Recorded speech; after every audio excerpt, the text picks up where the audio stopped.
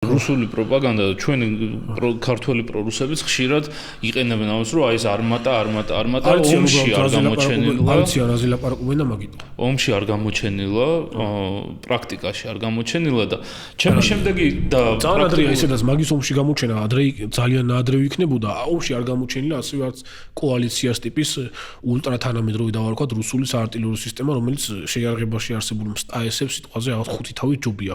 საერთოდ ახალი ტიპის ელექტრომაგნიტური იმპულსით აალებადი მუხტები აქვს, არანაირი კაფსულ მაალებლები არ აქვს, ახალი ტიპის ჭურვები აქვს.